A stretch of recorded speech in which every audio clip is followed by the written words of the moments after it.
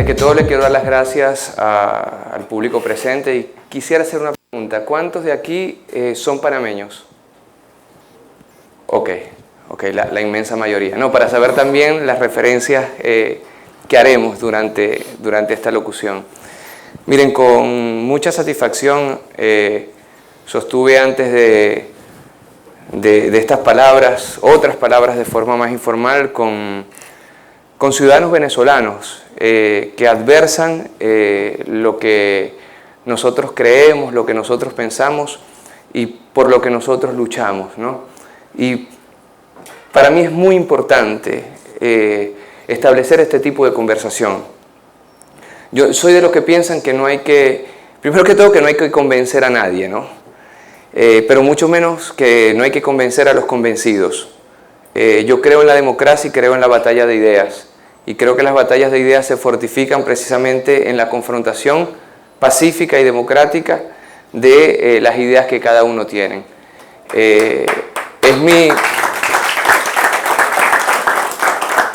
Y en ese espíritu vengo a hablar aquí y en ese espíritu hemos venido hablando a lo largo y ancho de toda Latinoamérica y el Caribe durante los últimos meses. Casi como disciplina de vida hemos querido este año, cada 2 o 3 semanas, dar conferencias en diferentes países de Latinoamérica y el Caribe, y son muchas las ideas que se han confrontado.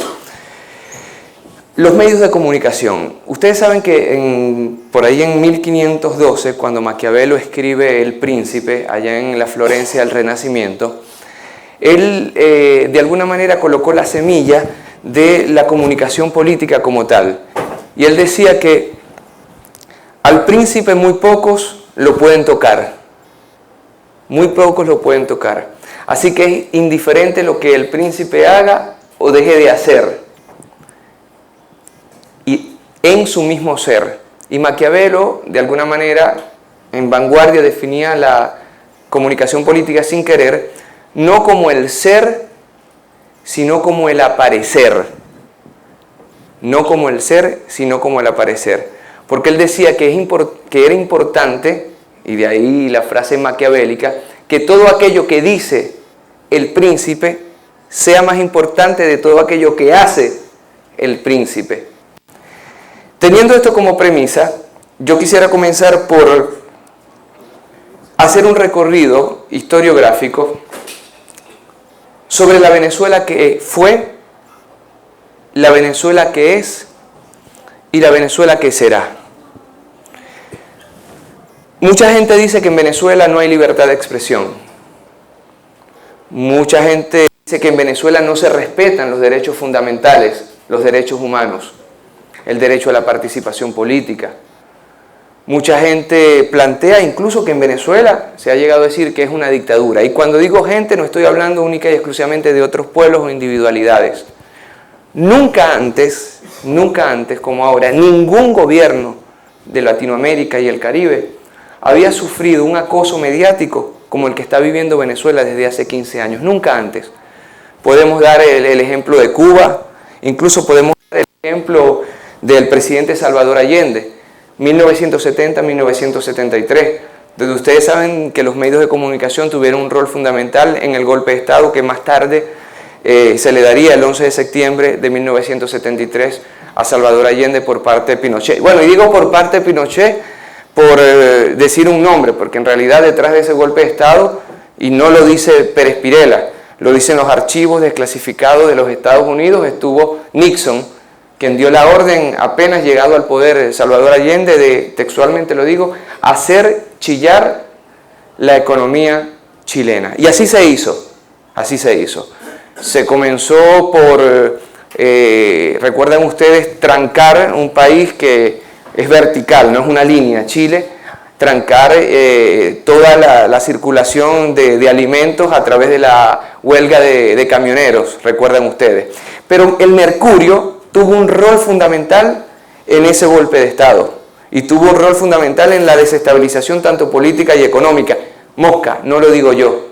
Incluso el Colegio de Periodistas acaba de emitir un juicio, entre comillas, moral, porque desgraciadamente los gobiernos de Chile no lo hicieron, contra uno de los actores principales, no solamente esa guerra económica contra Salvador Allende, sino más aún contra la guerra comunicacional que se dio. Con todo esto yo no quiero tampoco pasar al otro extremo, que desgraciadamente ha sido en muchos casos políticas de gobiernos entre comillas de izquierda, de tratar de achacar todas sus culpas al gobierno de los Estados Unidos o a cualquier otro gobierno. Pero ¿quién puede dudar? ¿Quién puede dudar que en estos momentos existe, por ejemplo, una sociedad interamericana de prensa? Le estoy hablando de los dueños de medios de comunicación de todo el continente. Por cierto, Sociedad Interamericana de Prensa que actuó activamente, valga la redundancia, en el golpe de Estado contra Allende y que en ese momento, llegado Pinochet al poder, no dijo absolutamente nada. Bueno, esa misma Sociedad Interamericana de Prensa, mientras ustedes y yo hablamos, han hecho un acuerdo que va desde México hasta la Patagonia y consiste en que todos los santos días, todos los medios que hacen parte de la Sociedad Interamericana de Prensa, es decir, los medios privados más importantes, la prensa escrita de esta región, se pusieron de acuerdo para dedicar al menos una portada o un editorial o un artículo contra la República Bolivariana de Venezuela. Le estoy hablando que en estos momentos, en estos precisos momentos, Venezuela se encuentra bajo un acoso mediático conocido por muy pocos gobiernos, incluso fuera de la región. Acoso mediático que quiere y que tiene como finalidad última, sobre todo después del 5 de marzo, es decir, después de la muerte física del presidente Hugo Rafael Chávez Frías, tratar de deshacer cuanto antes ese proceso sociopolítico que se llama Revolución Bolivariana. Miren, es prácticamente imposible revertir en términos mediáticos lo que se dice contra Venezuela. Es decir, la proporción mediática entre lo que se dice contra el gobierno venezolano y lo que se dice en favor del gobierno bolivariano es absolutamente desequilibrada. Y con todo el respeto, ¿hay aquí mexicanos o colombianos? Con todo el respeto por los pueblos mexicanos y colombianos, ustedes saben y han escuchado hablar que en países como México y Colombia existen fosas comunes, ¿no? Que todos los santos días se descubren cadáveres por doquier de gente asesinada por motivos políticos. Que existe un paramilitarismo y un paraestado que ha hecho que en el caso de Colombia existan 3 naciones en un estado. El estado colombiano, el paraestado guerrillero y el paraestado paramilitar. Ustedes saben que hay zonas de México y de Colombia en los cuales simplemente las Fuerzas Armadas y el Ejército no pueden penetrar. Y que en vísperas, por ejemplo, de las elecciones mexicanas han habido ya 90 periodistas y políticos asesinados. Me pregunto yo, ¿eso lo hemos escuchado en CNN en español? En NTN 24, en el Nuevo Herald, en el New York Times, en el Corriere della Sera, en el Mensajero, en el País, en el ABC, en el mismísimo Mercurio de Chile. Pero todos los santos días nosotros escuchamos que en Venezuela se vulneran las libertades y los derechos humanos. Miren, son muchas las críticas que se pueden hacer al gobierno bolivariano. Pero hay una que no se puede hacer. En Venezuela se respetan los derechos políticos de absolutamente todos los ciudadanos. Y en Venezuela se puede hablar de un gobierno, pero se puede hablar de muchos gobiernos. Existe un gobierno ejecutivo liderado por el presidente de la República Bolivariana de Venezuela, Nicolás Maduro Moro, pero existen también gobiernos regionales, estadales, como por ejemplo el gobierno de Miranda, uno de los principales estados del país, y está liderado por Enrique Capriles Radonsky. La proporción en la Asamblea Nacional es prácticamente igual entre defensores de la Revolución Bolivariana y opositores de la Revolución Bolivariana. ¿Pero qué se dice del Consejo Nacional Electoral desde el punto de vista mediático? Que el árbitro electoral no sirve, que está postrado a los intereses del gobierno. Ahora me pregunto, y lo digo a título personal, yo hace 1 año y medio Fui candidato a la alcaldía de Maracaibo. Yo perdí la alcaldía de Maracaibo. En 1 millón de votantes, 500.000 votaron y perdí por 20.000 votos. Ahora, ¿qué pasó ahí? ¿Sí funcionó el Consejo Nacional Electoral? Me pregunto yo. ¿O es que el Consejo Nacional Electoral solamente funciona o se dice que funciona mediáticamente cuando ganan actores políticos Y y Z y deja de funcionar cuando ganan otros? No vamos muy lejos. Estamos en vísperas de unas elecciones legislativas. Falta muy poco, 5 meses. Desde ya, y yo me encargué de denunciar esto, voceros fundamentales de la oposición venezolana están desvirtuando, malponiendo desde ya al Consejo Nacional Electoral. Pero ustedes saben que hace pocas semanas se dieron unas primarias entre comillas, porque fue en muy pocos circuitos por parte de la oposición. ¿Y saben quién fue el árbitro electoral? De la oposición en sus elecciones internas, el Consejo Nacional Electoral. Ahora pareciera que hubieran dos realidades políticas por parte de voceros de la oposición. Una realidad política que se basa en lo que se dice dentro del país y lo que se hace dentro del país, y otra realidad política de lo que se dice fuera del país. Y el ejemplo por antonomasia, insisto en él, es el Consejo Nacional Electoral. El Consejo Nacional Electoral, insisto, ayudó a las primarias de la oposición, pero inmediatamente después el Consejo Nacional Electoral no sirve para nada. En Venezuela se han realizado en estos últimos 15 años 20 elecciones. 20 elecciones. Es decir, se ha hecho más de una elección por año. Más de una elección por año. No quiero pecar de chauvinismo, pero no creo que esto haya sucedido en otro país del mundo. Elecciones que, por cierto, han sido vigiladas, observadas, acompañadas por entes internacionales, entre ellos el Centro Jimmy Carter, que muchos de ustedes conocen.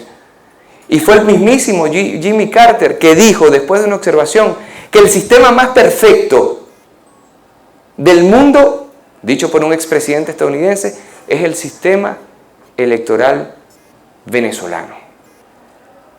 Ahora, una cosa es lo que se dice, una cosa es lo que dicen los medios y otra muy distinta es lo que piensan.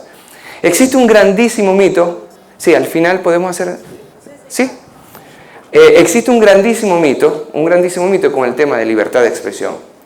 Ustedes saben que durante estos últimos 15 años de revolución, los medios de comunicación privados se acrecentaron casi a la mitad.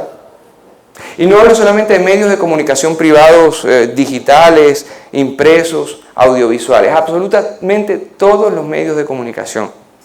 Ahora, ¿qué pasa? Que no era como decían los latinos, out, o esto o aquello.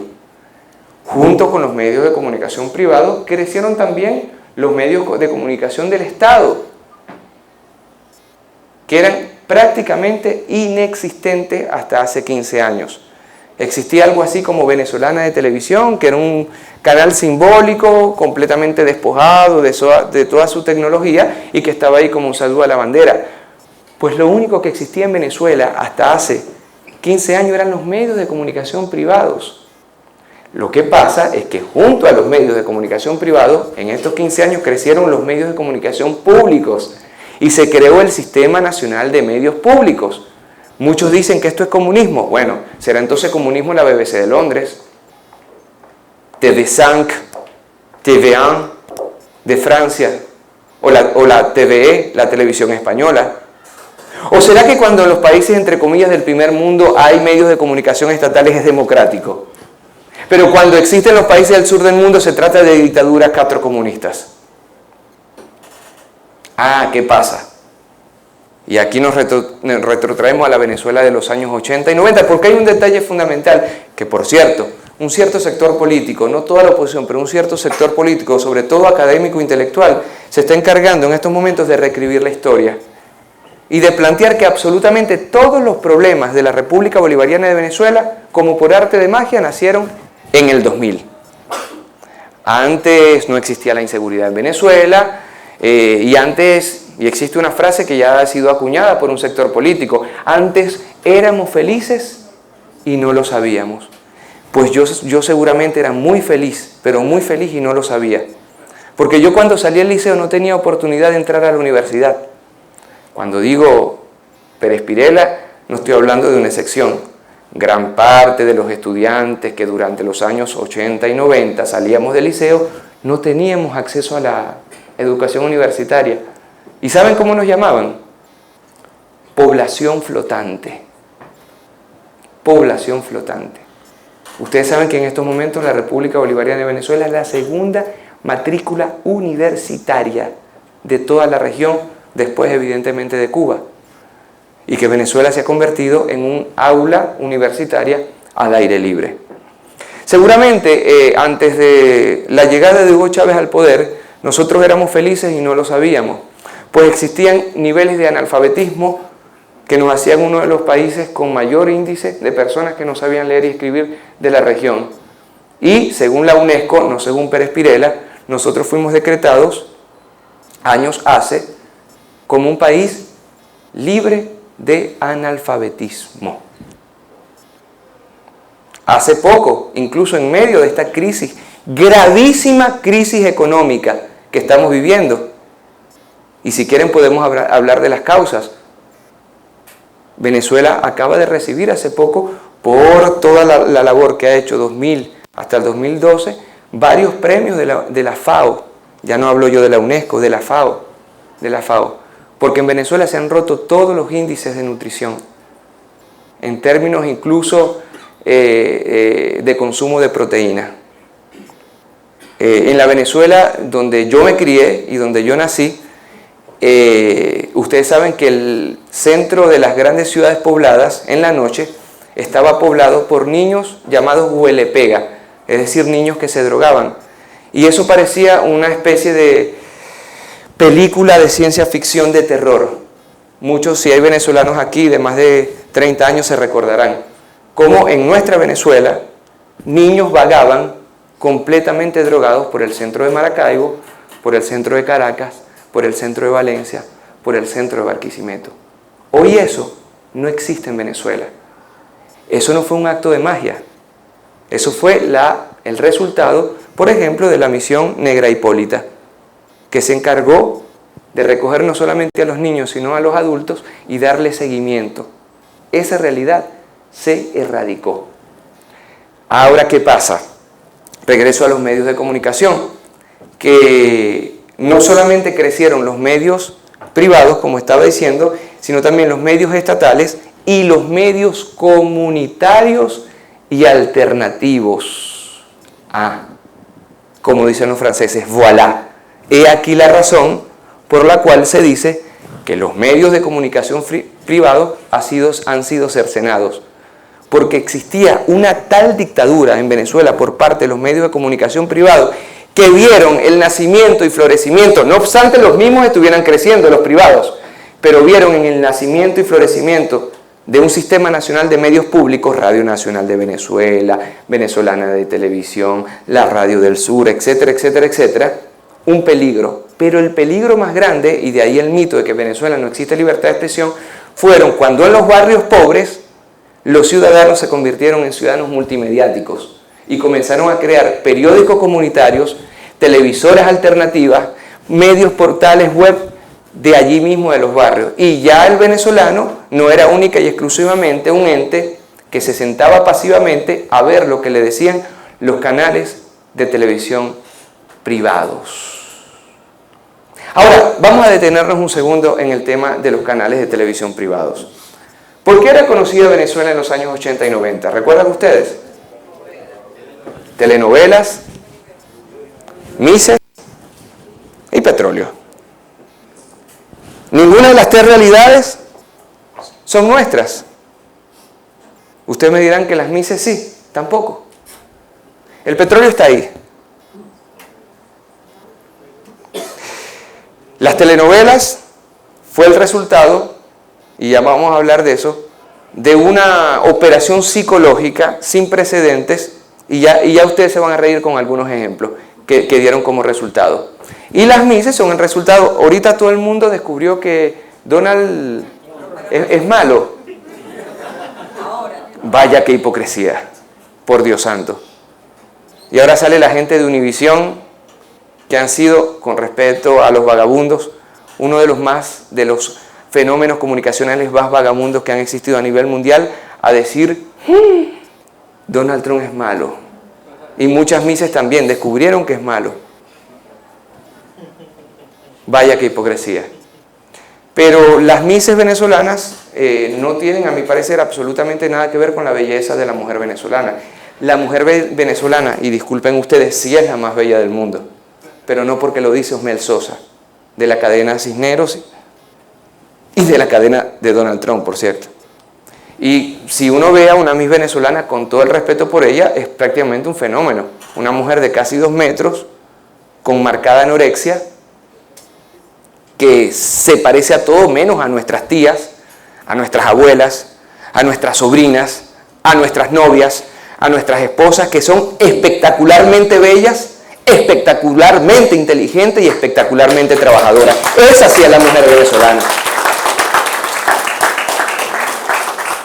Por cierto, si me permiten hacer una breve pausa, que es muy bochornoso. A mí me tocó hacer, antes de venir, un cayendo y corriendo en defensa de la mujer venezolana opositora. Bien es sabido el tinte político que yo tengo, no lo escondo. Yo no creo en la neutralidad periodística, tampoco creo en la objetividad periodística. A eso dediqué mi tesis doctoral, pero eso es otro tema. No vamos a hablar de 900 páginas escritas. Pero yo creo en la sinceridad. Y yo creo que cada quien tiene que defender desde su trinchera, con toda la sinceridad del mundo, sus ideas políticas. Y como decía algún filósofo por ahí, por el iluminismo francés, sí, iluminismo. Quizás yo no esté de acuerdo con tus ideas, pero podría matar por defenderlas. Y ese es el principio de la libertad de expresión. Pues a mí me tocó hacer un programa en defensa de la mujer opositora. ¿Ustedes saben por qué? Porque ya salió la lista de candidatos por parte del sector opositor para las venideras elecciones del 6 de diciembre. De más de 100 candidatos, 150 candidatos. ¿Saben cuántas mujeres hay? 11. Y casi ningún joven.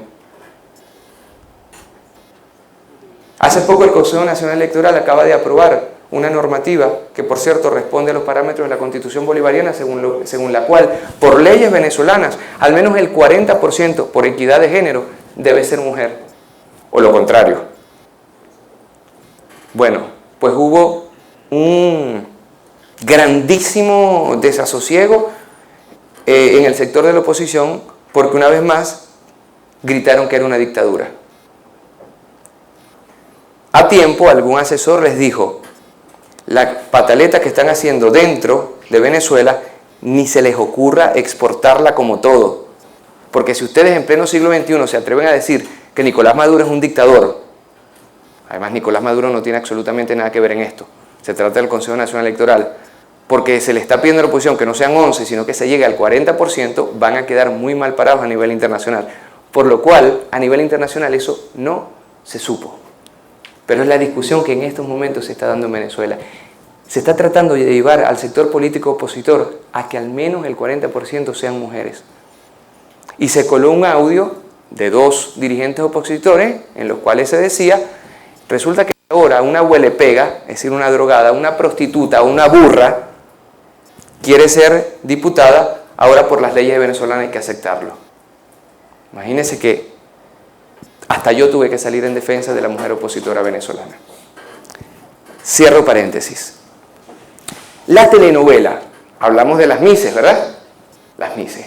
Las mises estupidizó, y con esto lo hago como una grandísima autocrítica de la sociedad venezolana, estupidizó completamente a la sociedad venezolana.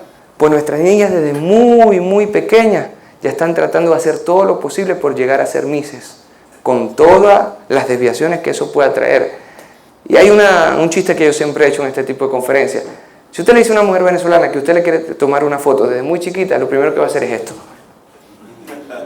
Yo viví 11 años en Europa y vi con estos ojos a los europeos mirar este fenómeno que les parecía completamente, porque absolutamente toda la idiosincrasia, la estructura psicológica que durante muchos años se obligó y se instauró determinísticamente a nuestras niñas, es precisamente eso. Tú tienes que ser mis universos, tú tienes que ser mis mundos. Y a eso hay que sumarle otra desviación muy grande que tuvo la sociedad venezolana con las telenovelas.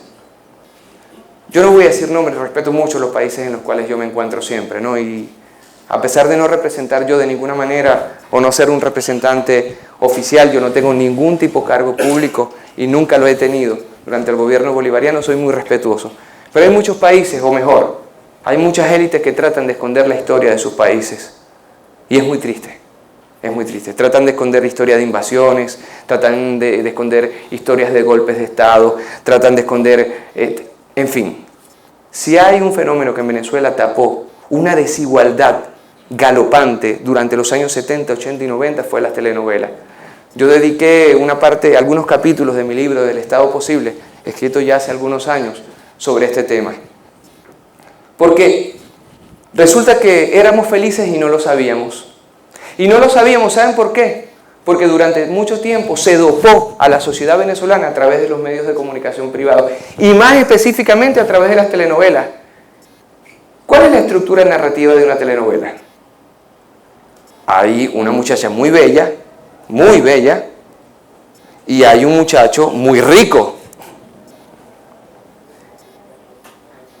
El muchacho muy rico, nunca supimos que trabajaba. O sea, la novela después de no sé cuántos años terminó y nunca supimos. Lo que sí supimos es que su familia rica hacía todo lo posible porque la muchacha pobre no terminara con el muchacho rico. Y siempre hay un final feliz, en el cual se da una especie de contrato social a la Jean-Jacques Rousseau, en el cual la mujer bella le da su belleza, por no decir otra cosa, y el muchacho rico le da sus cobres, como decimos nosotros en Maracaibo. Y ese resulta que es el final feliz. Y se creó en términos de psicología social una especie de puente simbólico según el cual, si usted, mujer venezolana, quiere ser feliz y tener éxito en la vida, búsquese un muchacho con cobre. Durante mucho tiempo, desgraciadamente, eso funcionó. Al punto que todavía, uno habla con una primita suya o habla con una hermana suya y te dice, pero muchacho, ¿por qué estás saliendo con ese muchacho tan...? Dice, porque tiene una camionetota. Porque tiene una camionetota. Y yo siempre le digo lo mismo, pero después que salgan, ¿qué te va a dar? ¿El volante? ¿Un caucho? ¿Te lo vas a traer a tu casa? ¿O qué? Existe una especie de imaginario colectivo creado por las telenovelas en el cual las relaciones son basadas única y exclusivamente en el interés. Nada más y nada menos. Interés que, por cierto, mantuvo aletargada a una sociedad que podía no tener que comer, que podía estar pasando hambre, que podía estar pasando necesidad, que, por cierto, una sociedad clasista como la de los años 80 y 90, tú eras pobre y morías pobre. Bueno, pero existía la telenovela que te daba la esperanza que tarde o temprano el príncipe azul, vago, muy vago, pero príncipe azul al fin porque tenía dinero, iba a llegar y te iba a acomodar la vida. De ahí una serie de frases muy racistas que siguen existiendo, desgraciadamente, en países de Latinoamérica, pero también en Venezuela.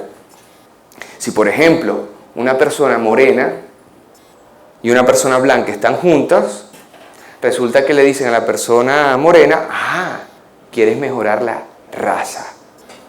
Yo creo que ese chiste solamente haría reír a Hitler. No veo a quién más. O, por ejemplo, si tú no sabes algo sobre algo, tú estoy lanzando flechas, como los indígenas. Porque los indígenas, según ese dicho popular, serían entonces unos ignorantes. O, por ejemplo, el fenómeno más que conocido, en muchos casos, y por cierto, yo lo viví durante muchos años. A 100 metros, a una cuadra, usted veía a alguien vestido y ya sabe de qué clase social es. Con el saludo buenos días de una persona y usted sabe de qué clase social es. Es decir, ha existido siempre una estigmatización tan grande de los pobres que desgraciadamente llevó a un fenómeno que la historia, como en otros países cuyo nombre no voy a mencionar, ha querido esconder, o mejor, que ciertos actores políticos han querido esconder, el Caracazo. Ustedes saben que se calculan hasta 5.000 muertos en el Caracazo, en pocos días. 1989. En pocos días, Carlos Andrés Pérez dio la orden del asesinato se calcula hasta de 5.000 venezolanos. ¿De qué derechos humanos estamos hablando nosotros? ¿De qué Venezuela estamos hablando nosotros? Ahora, ¿cuáles fueron las causas estructurales del Caracazo? Un Fondo Monetario Internacional, que a imagen y semejanza, por cierto, a lo que se quiere hacer en estos momentos en Grecia. Un Banco Mundial, que por cierto, a imagen y semejanza a lo que se quiere hacer en estos momentos en Grecia. En Grecia dijo que no, afortunadamente, el pueblo. Y ustedes saben que la Unión Europea, la Unión Económica, porque no es una unión de los pueblos, la Unión Económica Europea, y yo conozco muy bien ese continente. Tuve 11 años allá. Y no cualquier 11 años, desde los 17 años. Y si ustedes me preguntan por Europa, con todo el amor que tengo, y todos los amigos que tengo, y toda la familia que tengo, les podría decir lo que dijo Gabriel García Márquez, después que estuvo un tiempo allá en París. Se bajó del avión y le preguntaron, ¿y Europa? Y él dijo, oro parece, plata no es. Pues en Venezuela sí se aplicó las medidas neoliberales de un Fondo Monetario Internacional. Y mosca, no quiero utilizar la palabra neoliberal como consigna. No me gustan las consignas. Hay mucha gente que está contra el neoliberalismo, contra el capitalismo, pero cuando usted le pregunta qué es, no saben. Le pasaba un poco como aquel, no recuerdo si era Pascal o San Agustín. Decían, yo sé que es Dios, hasta que me lo preguntan. Bueno, mucha gente sabe que es el neoliberalismo, el capitalismo, incluso el comunismo y el socialismo, hasta que se lo preguntan. Ahí ya no saben muy bien qué responder. Pero en el caso de Venezuela sí podríamos responder. Recortes absolutos en todas las áreas. Eso fue el paquete de Carlos Andrés Pérez. Y cuando digo en todas las áreas, no hablo yo de un Fondo Monetario Internacional o de un Banco Mundial que única y exclusivamente te hace recortes económicos. No, señor. Ustedes saben muy bien, me imagino, que el Fondo Monetario Internacional y el Banco Mundial, al momento de hacer los llamados paquetazos, no solamente te dicen que hay que privatizar la educación, sino que se meten con el pensum de la educación y sacan algunas materias y meten otras materias. Yo no sé si el pueblo panameño sabe de qué estoy hablando, ni quiero preguntar. En Venezuela sucedió precisamente eso. En Venezuela hubo una privatización de facto de la educación, hubo un recorte muy fuerte de la salud que llevó a un proceso que quiso privatizar salud, educación, y que logró privatizar, por ejemplo, la electricidad, y estuvo a punto de privatizar nada más y nada menos que PDVSA, una de las 5 empresas más grandes de petróleo del mundo, que por cierto maneja las reservas de petróleo más importantes de todo el planeta Tierra y las 5ª reservas de gas más importantes de toda Venezuela. Muchos quieren comparar la situación económica actual de Venezuela con la situación de los años 80 y 90.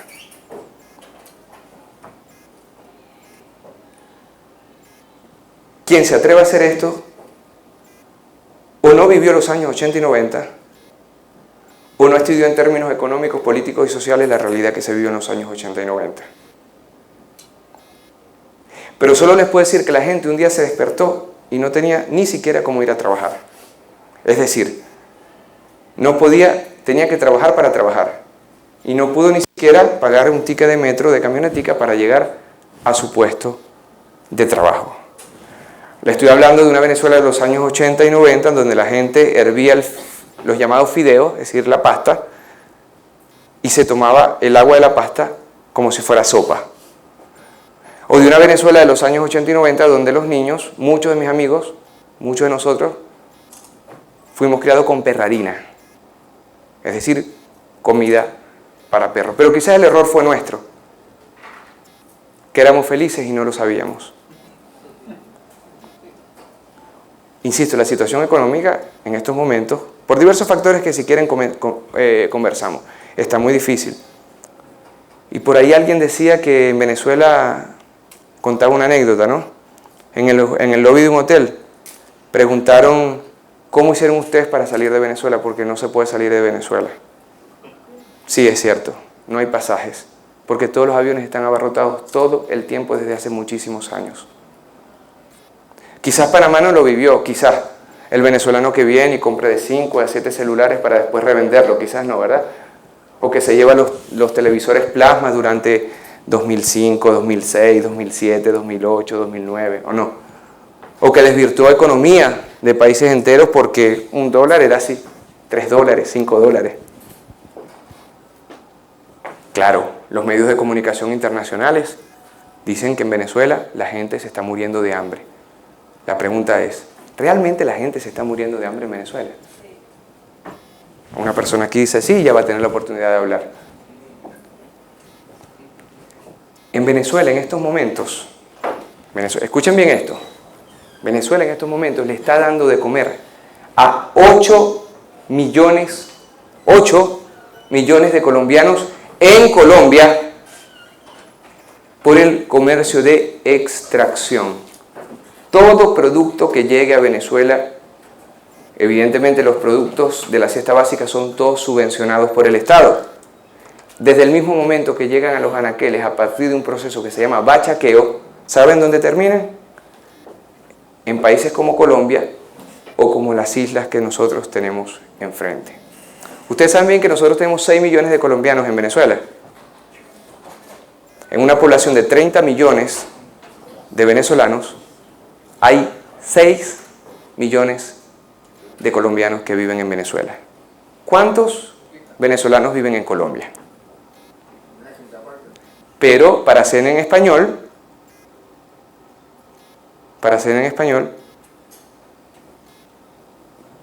Venezuela es un país en decadencia, que no vale nada, pero los países limítrofes, sin hablar de ninguno en particular, son paraísos en la tierra. Ustedes saben que todo niño en edad escolar, primero, segundo y tercer grado, el Estado inmediatamente le da una canaimita, es decir, una computadora portátil con acceso a Wi-Fi, gratuito. Quizás no lo sabían. Ustedes saben que la gran parte de las plazas públicas de Venezuela tienen acceso gratuito a Wi-Fi. Pero una de las matrices más importantes que se ha dicho contra Venezuela es que en Venezuela, tanto el presidente Chávez como el presidente Maduro hace todo lo posible por acercar el Internet para que no haya libertad de expresión. Y aprovechemos este ejemplo para regresar a lo que dicen los medios y lo que piensan los medios. Durante 13 años ustedes escucharon que Chávez era un genocida, un dictador, un represor.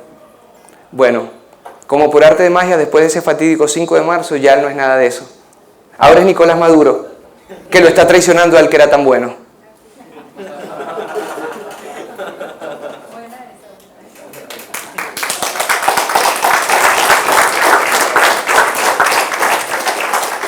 Y hace poco escuché decir, sí lo escuché decir, que en Venezuela no hay que comer y que la gente está pasando hambre.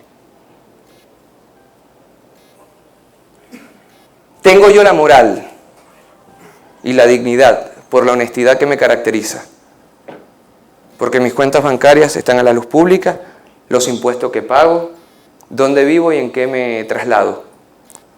Porque toda mi familia vivió en Raúl Leoni, un barrio de Maracaibo. ¿Y saben qué? Toda mi familia sigue viviendo en el mismo barrio pobre de Maracaibo. Y yo les puedo decir que mi familia no está pasando hambre. Ni cerca de eso. Ni cerca de eso. Porque pasa un fenómeno muy raro en Venezuela, chicos. No hay leche, pero sí hay yogur. Por ejemplo, para colocar un ejemplo. No hay leche, pero sí hay yogur. Es decir, desaparecen los productos básicos, pero los productos derivados de los productos básicos, que son evidentemente de un target mayor, ¿sí? Todos están.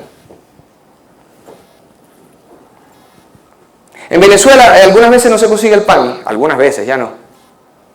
Pero la cerveza nunca falta. Nunca, nunca. Las que usted quiera, las cajas que usted quiera. De jueves a lunes, si usted quiere. Con salsita y merengue. Fenómenos muy raros. Todo producto que llega a Venezuela termina en Colombia. Y de pronto la gente dice que la guerra económica es culpa del planeta Marte. Así dicen los medios de comunicación. No. Todos los santos días, y se los digo porque yo lo informo, yo lo investigo, se encuentran galpones gigantescos, abarrotados de los productos de primera necesidad que el pueblo venezolano no encuentra. ¿Quién está haciendo eso? ¿Nicolás Maduro? Lo que pasa es que se encontró un negocio redondo. Un negocio redondo. Yo te desaparezco los productos, los revendo al triple, ¿qué triple? 10 o 20 veces más de su precio, coloco un ambiente de nerviosismo y frustración en el pueblo y gano votos con eso, entre comillas.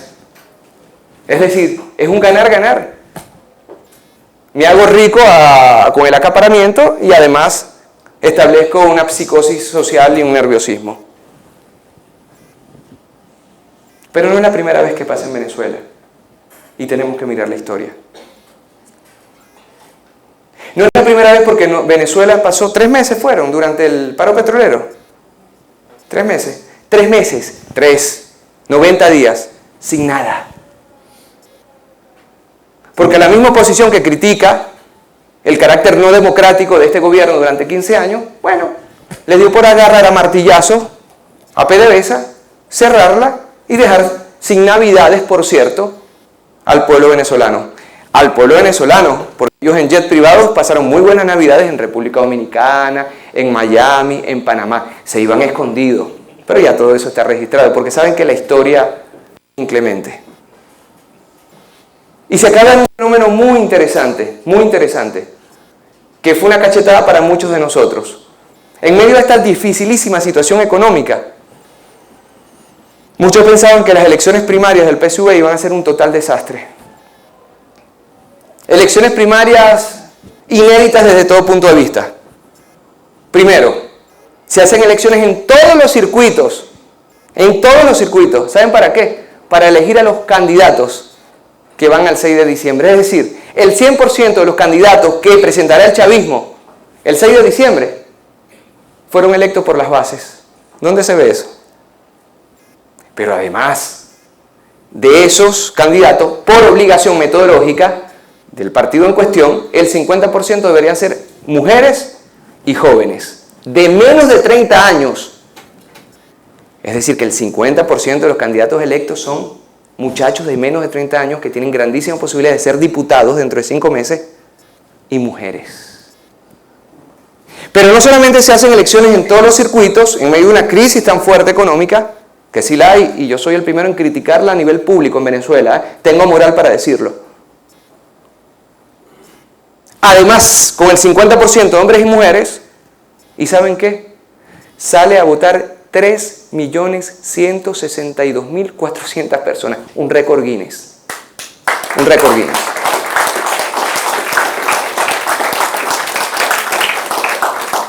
La gran crítica fue que solamente se habilitaron 20% de las mesas electorales, porque era una elección primaria, y se perdieron 400.000 votos en la cola.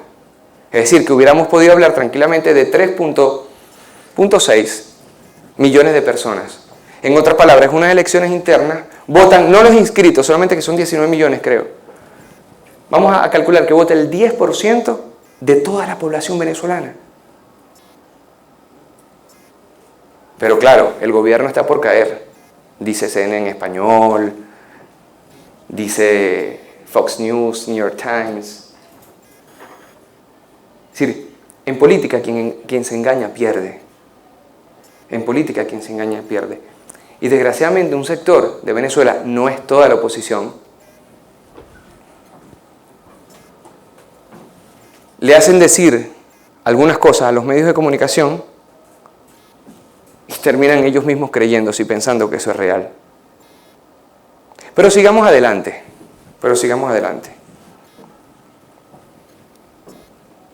Ustedes saben que hace solamente un año y un poco más, en Venezuela se dio un proceso de terror, un proceso terrorista sin precedentes que se llamó La Salida. ¿Ustedes saben qué es La Salida?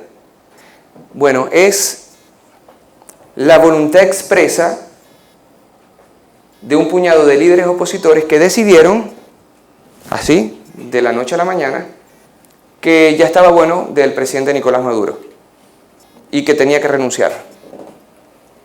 Y para eso no encontraron mejor idea que trancar las calles. Mosca, no es trancar las calles en una protesta, no, trancar las calles de Venezuela. Establecer barricadas de hasta 2 metros de altura a fuego vivo, colocar entre un poste eléctrico y otro una guaya para degollar a los motorizados, casi todos de clase baja, que de noche estaban regresando de sus trabajos y murió gente así, desgraciadamente. Imagínense qué muerte tan terrible. Y que se llevó por los cachos a 43 venezolanos con más de 800 heridos. Ahora, esto a mí no me lo contaron. Yo para ir y venir de mi puesto de trabajo tenía que esquivar las balas que en los cortijos, desde la azotea de forma cobarde, lanzaban contra Venezolana de Televisión. No, perdón, contra las calles adyacentes a Venezolana de Televisión. Ustedes saben que en Chacao intentaron quemar un preescolar con niños, con bebés adentro. Y lo único que se quería era la salida de Nicolás Maduro. Por cierto, no sé si están informados, que hace pocos días ya se dio una rueda de prensa en Ecuador por parte de la derecha. ¿Saben cómo se llama el movimiento para hacer salir ipso facto al presidente Rafael Correa de Ecuador? La salida. La salida. No me crean a mí. No me crean a mí. Vayan a cualquier buscador sin hacer publicidad a ninguno en específico y coloquen La Salida de Ecuador y van a ver los mismos carteles, la misma rueda de prensa llamando a la salida. Pero ¿qué pasa? Que los responsables de la salida, no todos, algunos están en prisión, ahora son presos políticos, según los medios de comunicación internacionales. No, son políticos presos, que no es lo mismo ni se come con la misma salsa. Son políticos presos por haber asesinado a venezolanas y venezolanos. Y hay que decir en nombre de la verdad que no fue toda la oposición venezolana, porque hay gente más papista que el Papa y quiere defender también la salida. No. Un sector importante de la oposición venezolana le dijo que no a la salida. Y de ahí la división que existe en estos momentos. Porque dijeron, ese no es el camino, ese no es la vía, al menos de la boca para afuera. Insisto, una cosa es lo que dicen y otra cosa es lo que piensan.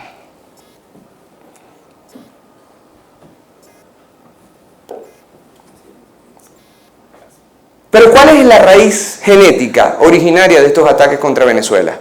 Se las puedo decir. Ustedes saben que en la Venezuela de los años 70, 80 y 90,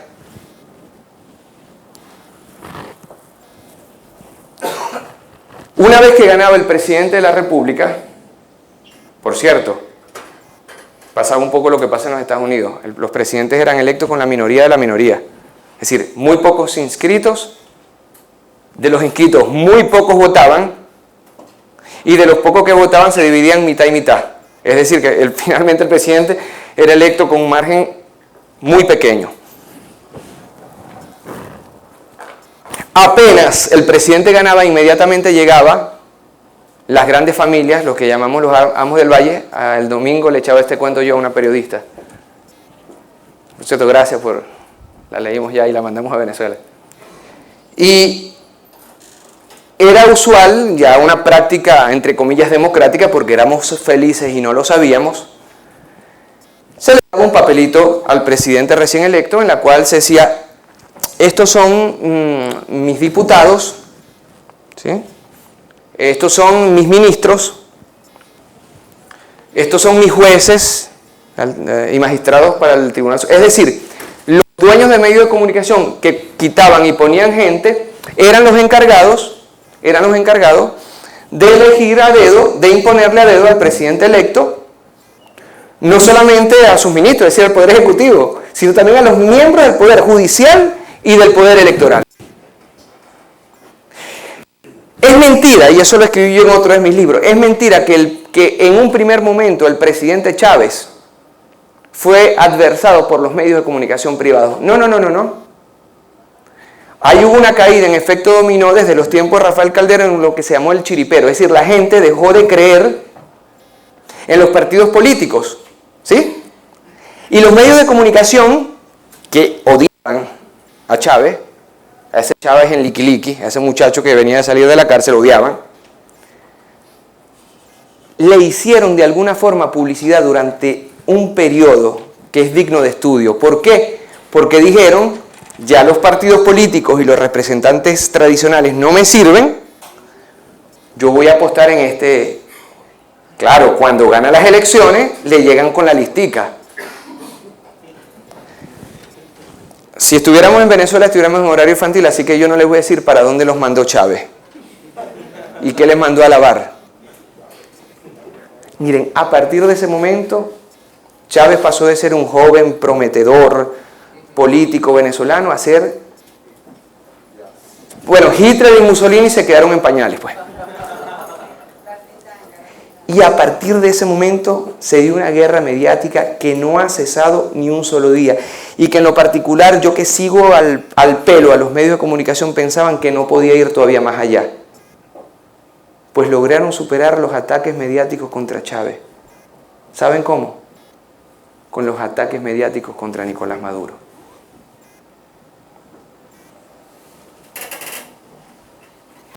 Y fueron muchas las especulaciones que se hicieron durante la enfermedad del presidente Chávez. Fueron muchas las especulaciones que se hicieron. De que vendría un divisionismo, de que pues no hubo tal divisionismo. Y eso es imperdonable. Hay que decir esto. Se subestima a Nicolás Maduro Moro. El chofer de buses, el no sé qué, el no sé tal. Yo les quiero recordar que el presidente Nicolás Maduro no solamente ganó unas elecciones presidenciales con unas fuerzas que acaban de ganar unas elecciones presidenciales y que estaban cansadas, agotadas y tristes por la muerte nada más y nada menos de Chávez, sino que ha ganado unas elecciones de gobernadores, 20 de 23 gobernaciones, y que ganó por más de 10 puntos unas elecciones municipales de alcalde. Lo que pasa es que se ha tejido, como en los tiempos de Cipriano Castro, un traje mediático a imagen y semejanza de Nicolás Maduro.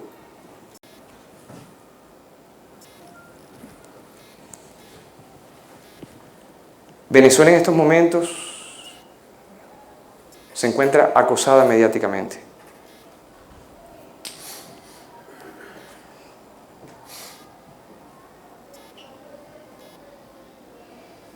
Y los venezolanos, no dicho por mí, dicho por el mismo presidente Nicolás Maduro, estamos viviendo el año más difícil en estos últimos 15 años. Vaya qué confesión, ¿eh? Que lo haga el mismo presidente de la República. Lo dijo hace algunos días. Nos quieren dejar sin comida. Errores económicos por parte del gabinete se han cometido. Insisto, tengo la moral y la dignidad para decirlo aquí porque se lo he dicho al mismo en vivo y directo, delante de 500.000 personas. Pero sería bien ingenuo o de muy mala fe, por no decir ignorante, pensar que la situación económica de Venezuela se debe a errores económicos de un gobierno. No. Como en los tiempos de Allende, por una orden de Nixon, se mandó a hacer chillar la economía de Venezuela.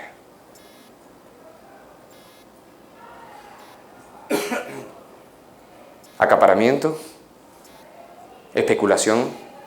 Resulta que existe un portal web desde Miami, por cierto, que se llama Dollar Today.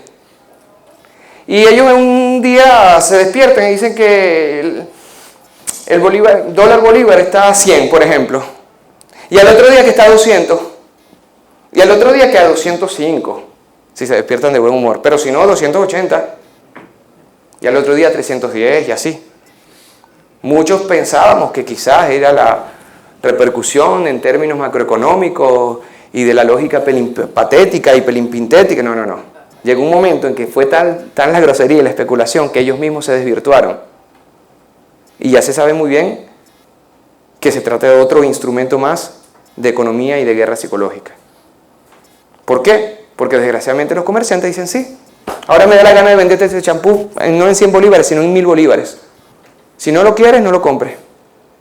Y vaya que hemos fallado en no colocar mano dura. Qué raro, ¿no? Esta dictadura que ha fallado en eso.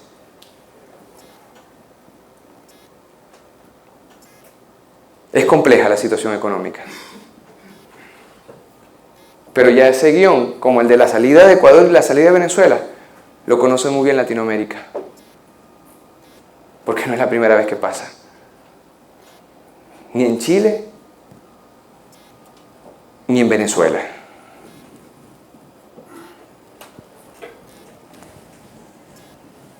Se avecinan unas elecciones, a 5 meses, unas elecciones, donde puede ganar el chavismo, donde puede ganar la oposición. Cualquiera que sea el resultado, ténganlo por seguro que será fidedigno a la realidad. Porque el Consejo Nacional Electoral en Venezuela siempre ha sido fidedigno a los votos que recibe por parte del pueblo venezolano. Ahora, dos confrontaciones de país que tienen que seguir dando sus razones políticas, porque yo pienso que la política es la capital de la palabra y que cuando ya la palabra no existe, existe la violencia. Y en Venezuela se ha hecho todo para evitar la violencia. Golpe de Estado, Carbonazo, secuestro del presidente Chávez, paro petrolero, 3 meses sin comida ni insumo. Asesinatos políticos como el de Robert Serra y María Robert Serra, el diputado más joven, hermano, compañero, que no fue ni siquiera apuñalado, no. Fue asesinado con un pico de picar hielo. ¿Perdón?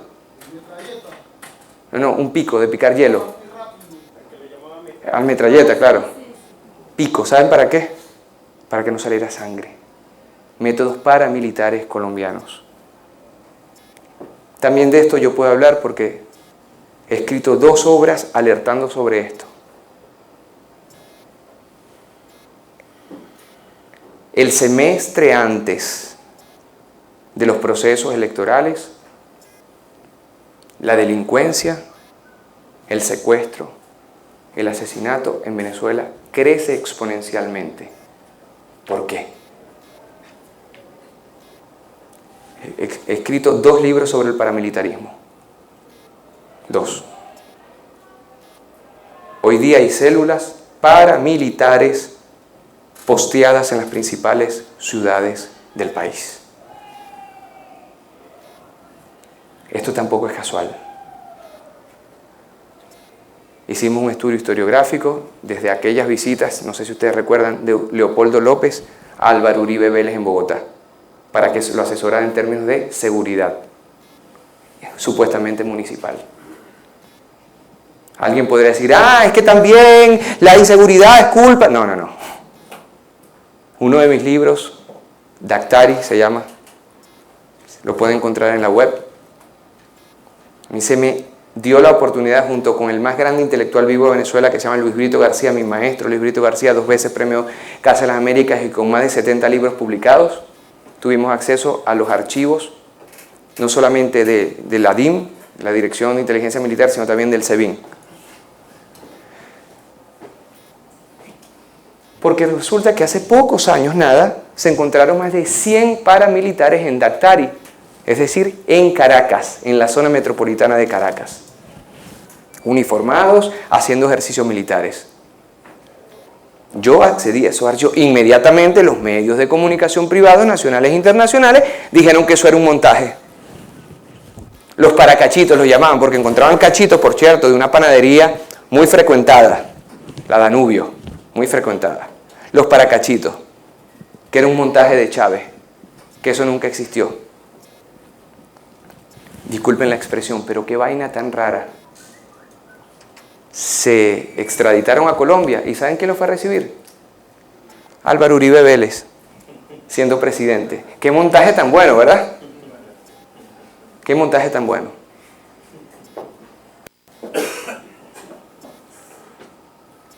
Un año difícil para Venezuela. Acoso mediático.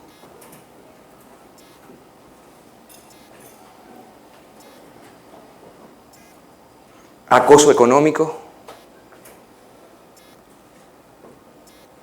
Por cierto, es más negocio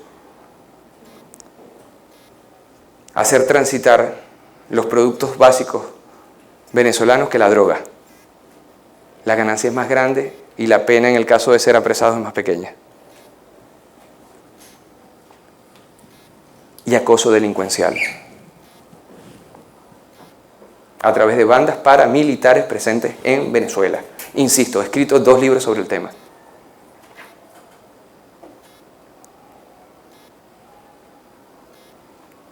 La delincuencia no es nueva en Venezuela. En los años 80 y 90 era sólito ver a gente asesinada por un par de zapatos, etc. Y ha sido un flagelo muy difícil de erradicar. Lo que sí es nuevo son los mecanismos que se están utilizando. Eso sí es nuevo. Y son mecanismos que absolutamente nada tienen que ver con las metodologías que se utilizaban en el país.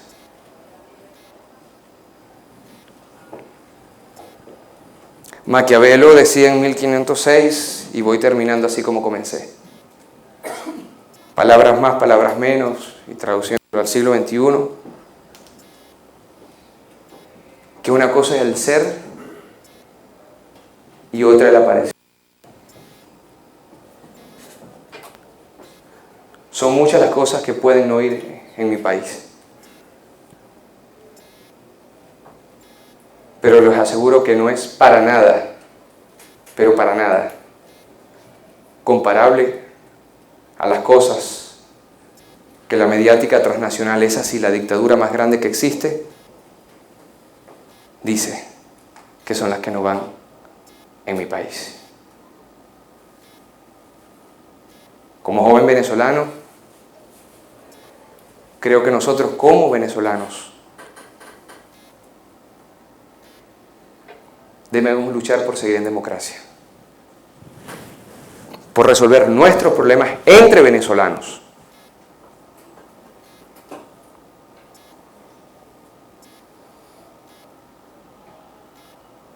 Pero lo que sí no podemos hacer es seguir el carnaval de las empresas de comunicación privadas transnacionales, según las cuales en mi país no hay libertad de expresión. La gente está pasando hambre o incluso hay exiliados políticos. Sería una falta de respeto no solamente a 30 millones de venezolanos que decidimos estar adentro, pero es una falta de respeto a los exiliados políticos del Plan Cóndor que salieron desde las Casas de las Américas, a los torturados de toda la vida, a los desaparecidos que todavía no encontramos, a los gobiernos dictatoriales que les dejaron sin recursos naturales a nuestros países. Y en la memoria de nosotros y en el realismo político que debemos plantear, debemos saber que acaso todo esto sea fruto de que por primera vez la mayoría de los venezolanos, no lo digo yo, lo dicen los resultados del Consejo Nacional Electoral, durante 20 elecciones, queremos un sistema de gobierno soberano, independiente, autónomo y nacionalista, aunque eso sea un pecado mortal para aquellos que quieren hacerse de las mayores reservas de petróleo del mundo, que por cierto, se encuentra en el subsuelo de la República Bolivariana de Venezuela. Ahí está el origen de estos ataques mediáticos, económicos y paramilitares. Muchísimas gracias.